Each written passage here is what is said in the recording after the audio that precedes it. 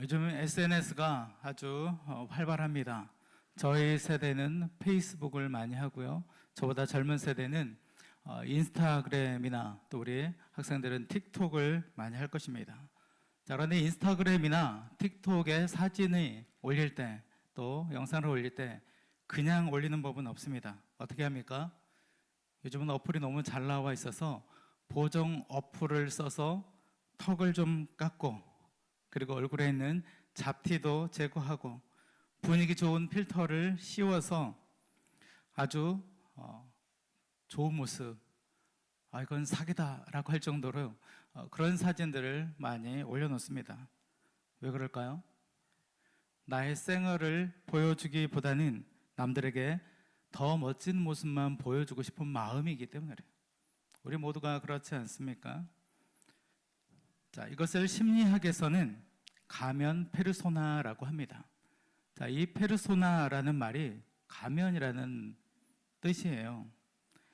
자, 사회 심리학자 칼 융이라는 사람은 이러한 현상을 보고 사회적 생존 전략이다라는 표현을 쓰기도 했습니다. 자, 우리 젊은 세대가 이 사회에서 살아가는 것이 쉽지 않다는 것을 이 단편적인 내용을 가지고도 우리가 짐작해 볼 수 있을 것 같습니다.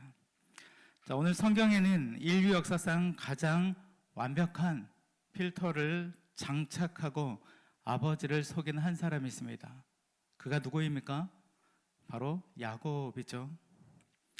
자, 이 야곱은 그의 형 에서처럼 보이기 위해서 자신의 옷이 아닌 형의 옷을 입고 또 몸에는 짐승의 이 털을 붙이고 아버지 앞에 나아갑니다.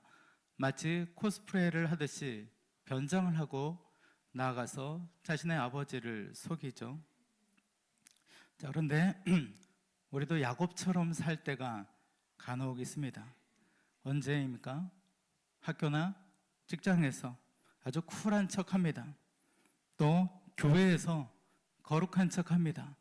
여러분, 교회에서 가장 거룩한 척하는 사람이 누구일까요? 예, 바로 저입니다. 제가 가장 거룩한 척 해야 하니까. 제가 이렇게 찢어진 청바지 입고 머리 뭐 이렇게 하고 껌 씹으면서 설교를 할 수는 없잖아요. 그래서 거룩한 척, 진짜 거룩한지는 하나님이 아시겠죠. 우리 모두가 교회에서 그러한 모습을 보여주려고 한다는 것이죠. 또 집에서는 어떻죠? 착한 척 합니다. 그것이 우리의 모습이에요. 우리는 어디 가느냐에 따라서 아주 가면을 아주 잘 바꿔 씁니다. 기가 막히죠? 자, 이 현상에서 예외는 한 사람도 없다는 것입니다. 왜 이와 같이 필터 뒤에, 가면 뒤에 숨으려고 합니까? 우리의 진짜 모습은 불안과 열등감으로 가득 차 있기 때문에 그렇습니다.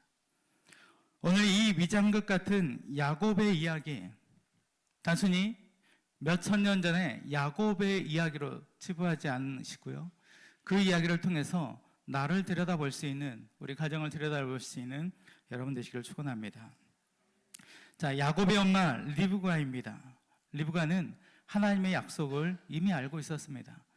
하나님이 뭐라고 말씀하셨습니까? 창세기 25장 23절에 보면 큰 자가 어린 자를 섬긴다라고 말씀하셨습니다. 이것은 바로 에서가 야곱을 섬긴다라는 거예요. 하나님의 언약은, 하나님의 구속사는 큰아들 에서가 아닌 작은아들 야곱을 통해 흐른다는 약속의 말씀이었습니다. 자, 이 약속의 말씀을 어머니 리브가는 너무나 잘 알고 있었습니다. 그리고 내가 가장 사랑하는 아들, 나와 친한 아들 야곱이 하나님의 선택을 받았고 하나님 앞에 복을 받겠구나, 이런 기대감이 있었습니다. 그런데 이 리브가가 누구의 이야기를 엿듣게 되었습니까? 자신의 남편 이삭과 큰아들 에서의 이야기를 은연중에 듣게 되었습니다. 이삭은 큰아들 에서를 더 사랑했습니다. 그리고 자신에게 있는 이 축복권을 가지고 에서를 축복하려고 했었던 것이죠. 들에나가 짐승을 잡아다가 별미를 만들어 오면 내가 그것을 먹고 내가 너를 마음껏 축복하겠다. 자, 이 이야기를 어머니 리브가가 듣게 된 것입니다. 자, 하나님은 분명히 큰아들이 아닌 둘째 야곱이 복을 받을 것이다 라고 말씀을 하셨는데요. 자, 이 리브가는 하나님의 타이밍, 하나님의 시간을 기다리지 못했습니다. 자신의 마음에 조급함이 생겼던 것이죠. 그래서 자신이 직접 연출가가 되기로 결정을 내렸습니다. 무슨 이야기죠? 자신의 아들 야곱과 함께 연극을 준비하는 것입니다.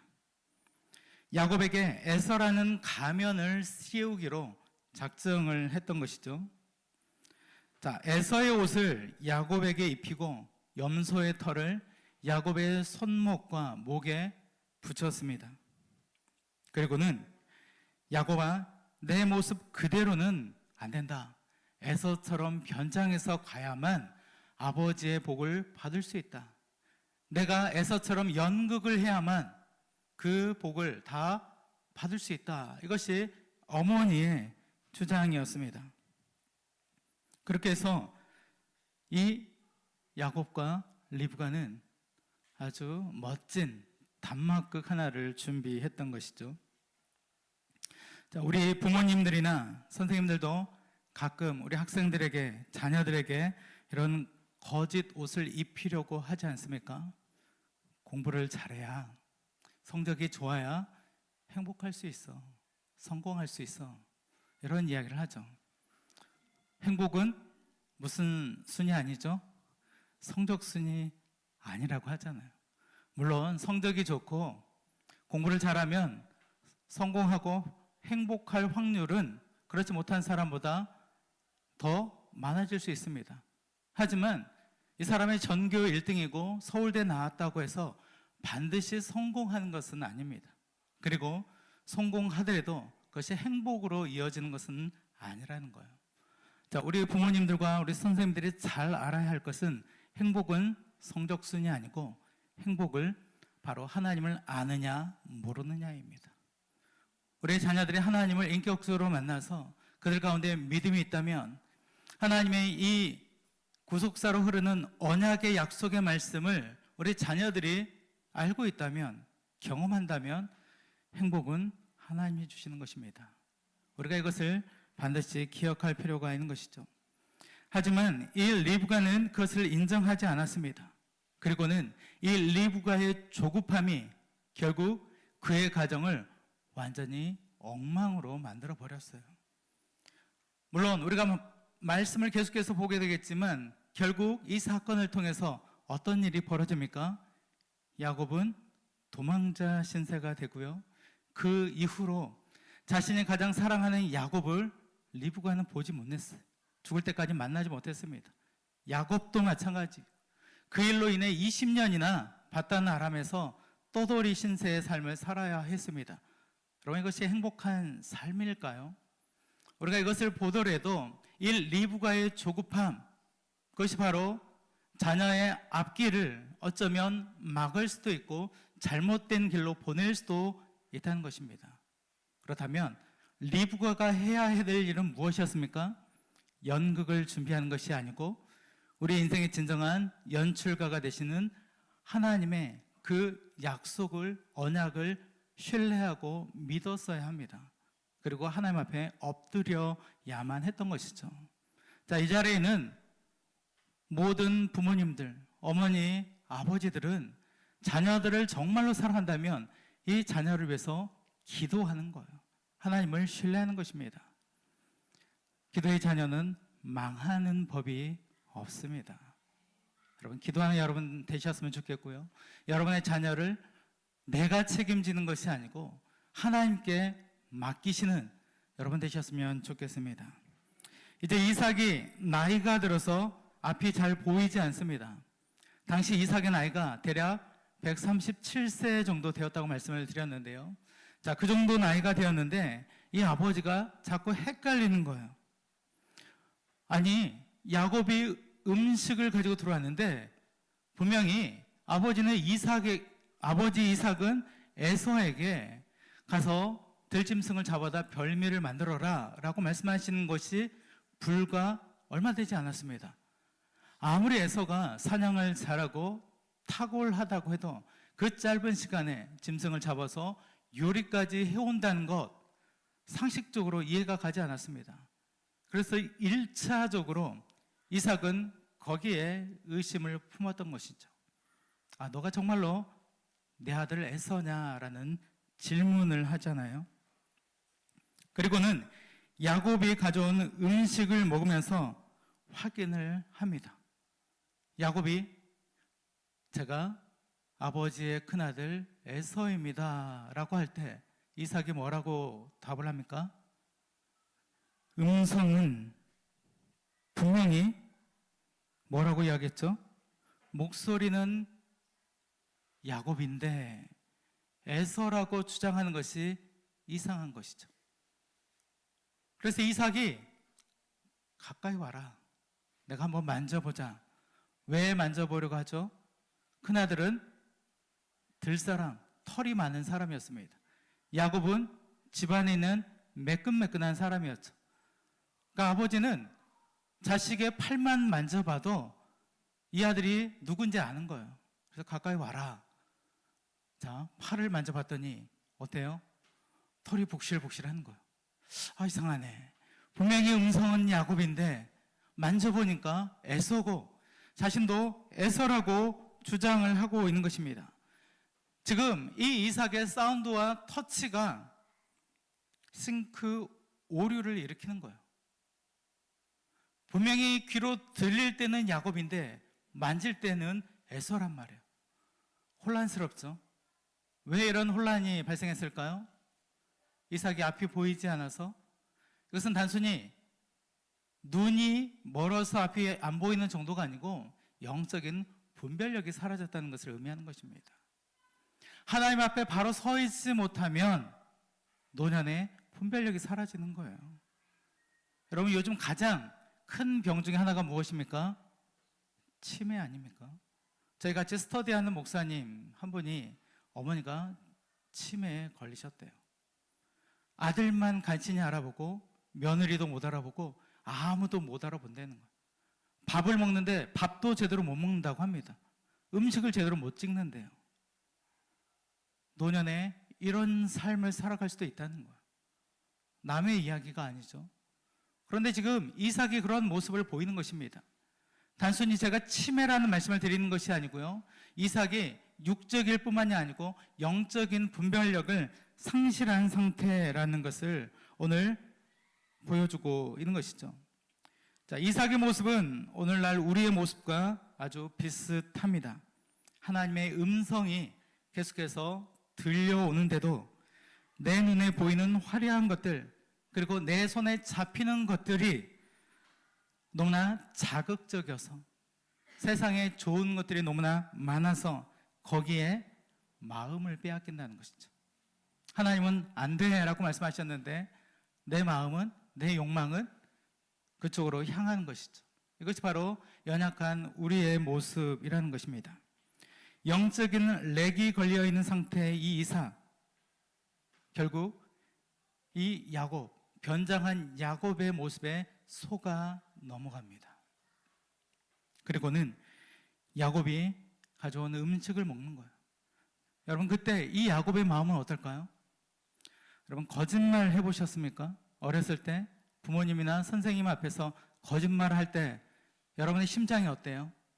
와, 내 심장이 그렇게 세게 뛰는지 몰랐죠. 막 내 귀에도 들리잖아요. 조금 있으면 들키면 심장이 막 터져 나와 버릴 것 같고 막 그러지 않습니까? 다들 정직한 분들만 앉아 계시네요. 저는 그런 적이 참 많았습니다. 그냥 말씀드렸잖아요. 우리 교회에서 가장 거룩한 척 하는 게 저라고. 거짓말을 하면 심장이 터져 나올 것 같아요. 심장 소리가 너무나 크게 들려가지고 들키는 것 아닌가라는 생각이 듭니다. 지금 이 야곱의 모습이 그러는 거예요. 야, 가까이 와봐. 내가 한번 만져보자 했을 때 만약에 들키면 야곱은 죽는 거예요. 단순히 매로 몇 대 맞는 정도가 아니고요. 당시 구약시대는 이것은 엄청난 사건이기 때문에 아버지에게 죽습니다. 아니면 형에게 죽는 거예요. 그런 상황이니 야곱이 얼마나 두려웠겠습니까? 또 그의 몸에서는 땀이 계속 주르륵 흐르겠죠. 긴장한 상태니까. 또 그 땀에 붙여놨던 털들은 어떨까요? 간지럽고 따갑고 빨리 이 상황에서 벗어나고 싶은 그러한 생각이 들지 않았을까요? 또 야곱은 음성은 야곱인데 라는 말을 들으니까 어떤 마음이 들었을까요?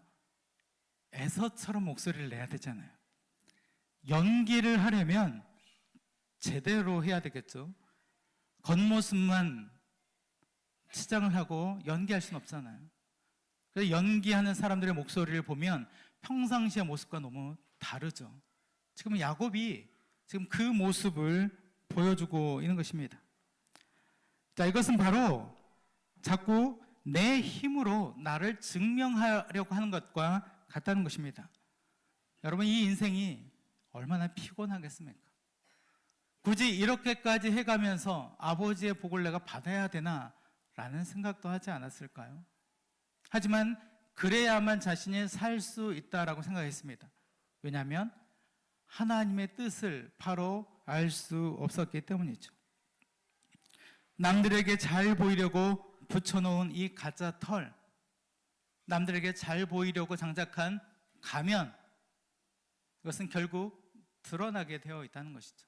언젠가는 누군가에게 들통이 나게 되어 있습니다.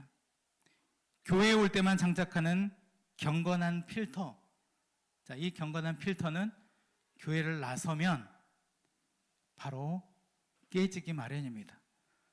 저는 언제 깨지냐면 운전대를 잡으면 잘 깨집니다.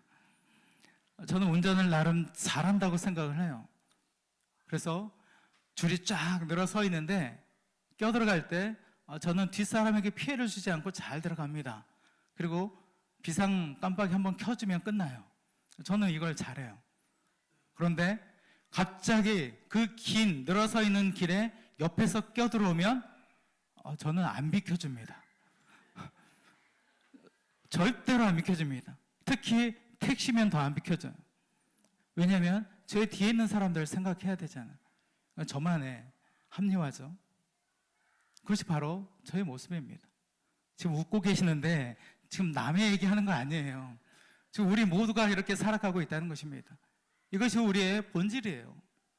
교회에서는 경건한 모습이지만 정말 교회 밖에 나가서 가정이나 직장이나 세상에 나가서도 똑같이 지금의 이 모습을 유지하고 있는가라는 것입니다. 오늘 이 야곱의 모습을 보면 우리의 모습을 보는 것 같지 않습니까? 얼마나 불안했겠습니까? 정말로 빨리 이 순간이 지나갔으면 좋겠다.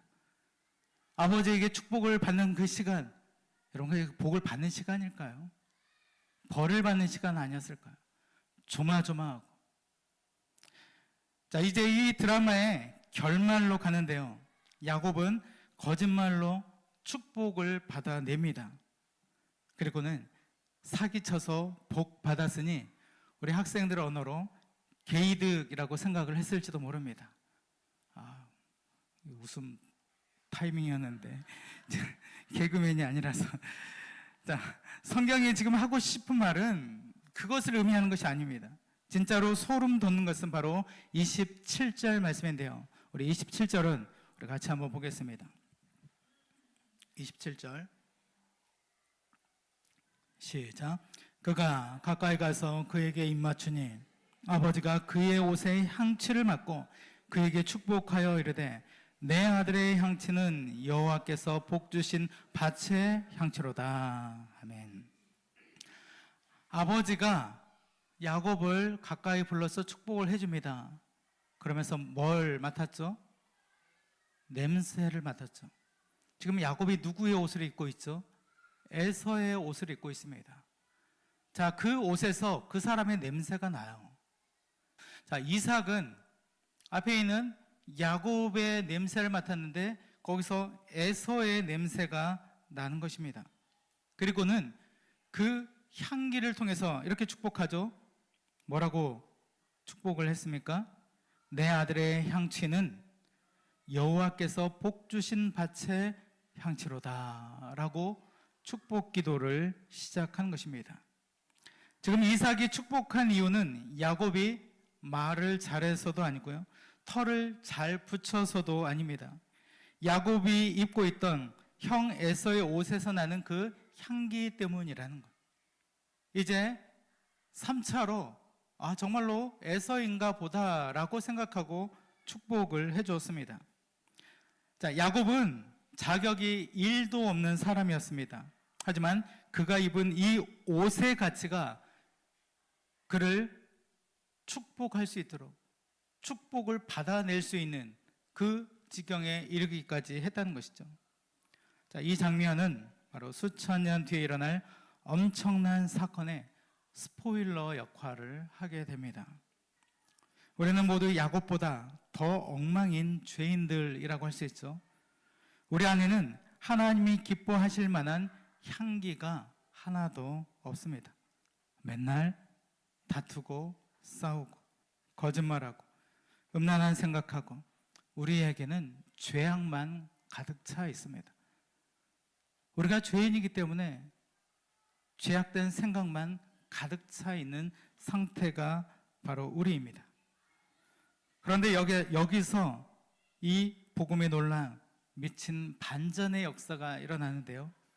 바로 하나님 아버지께서 우리에게 가짜 염소털을 붙이라고 말씀하시지도 않으셨고요. 대신 하나님의 아들이신 예수 그리스도를 우리에게 통째로 입혀주셨다는 것입니다. 이것을 바울은 갈라디아서 3장 27절에서 뭐라고 이야기하고 있습니까? 너희는 그리스도로 옷 입었느니라. 여러분, 우리가 입고 있는 이 옷은 에서의 옷이 아닙니다. 연극을 위해서 변장하기 위해서 입은 옷도 아닙니다. 바로 하나님이 우리에게 선물로 주신 그리스도의 옷이에요. 그리스도의 옷을 다 입고 있는 것입니다. 하나님은 여러분을 보실 때 여러분의 성적표나 여러분의 외모, 여러분의 찌질한 과거를 보시는 분이 아니십니다. 대신 여러분이 입고 있는 예수 그리스도라는 명품 옷을, 또 명품 옷의 향기를 맡고 계신 것입니다. 십자가에서 나 대신 죽으신 예수님의 사랑의 향기, 그분의 완벽한 의로움, 그 의로움이 우리를 이 자리에 있게 했다는 것입니다. 그리고 우리가 죽지 않고 그 예수 그리스도를 통해서 우리가 하나님의 나라에 들어갈 수 있는 자격을 선물로 부여받은 자들이라는 것이죠. 그래서 하나님은 우리에게 이렇게 말씀하십니다. 너는 내 아들이다. 시편 2편의 말씀이죠. 너는 내 딸이다. 너희는 나의 자녀다라고 말씀을 하십니다. 하나님의 언약은 흔들리지 않습니다. 아무리 리브가가 연극을 준비하고 연출하고 또 야곱이 배우처럼 그 모든 상황 가운데 개입했을지라도 하나님은 그 모든 순간에도 여전히 하나님의 약속의 언약을 이루어 가십니다. 자신의 할아버지 아브라함에게 하셨던 약속의 말씀, 그 아들 이삭을 통해서 그 언약이 야곱에게 이어집니다. 이것이 바로 하나님의 구속사라고 할 수 있는 것이죠. 그렇기 때문에 사랑하는 여러분, 더 이상 다른 사람에게 잘 보이려고 그런 필터를 낄 필요가 없다는 것입니다. 친구들이나 다른 사람들 앞에서, 그리고 하나님 앞에서 잘 보이려고 가짜 털, 염소털을 손목이나 목이나 붙일 필요가 없다는 것입니다.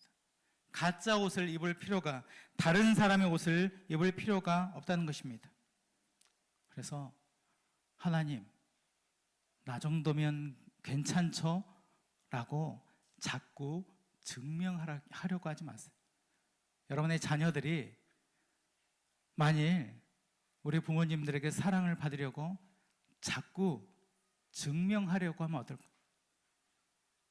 착한 척하고 공부 잘하려고 하고 말 잘 듣는 척하려고 하고 어떻게 해서든 이 강아지가 주인에게 귀여움받으려고 하는 것처럼, 사랑받으려고 하는 것처럼 자녀들이 그러한 모습을 보인다면 여러분, 부모님들의 마음이 흡족하시겠습니까? 우리 하나님이 그러는 겁니다. 하나님은 이미 우리를 사랑하고 계시는데 사랑받으려고 그렇게 가짜를 진짜처럼 하지 말라고 말씀을 하십니다. 여러분, 우리는 예수라는 최고 브랜드의 옷을 이미 받은 존재들입니다. 그 예수 그리스도로 옷 입은 여러분, 하나님은 그 예수 그리스도 때문에 여러분을 의인이라 부르셨습니다. 그리고 하나님 나라의 시민권을 허락하셨습니다. 그리고 우리는 그 나라의 백성이 되었습니다. 여러분, 이것 한 가지는 꼭 기억하시기 바랍니다. 이번 한 주간 나를 덮어주신 그 예수님의 옷 안에서 나는 이미 하나님의 사랑을 받은 자다. 이 자리에는 여러분이 바로 하나님의 그 크신 무한한 사랑을 선물로 받은 자들입니다. 그래서 그 사랑 안에서 이번 한 주간 살아가시는 여러분 되시기를 축원합니다. 기도드리겠습니다.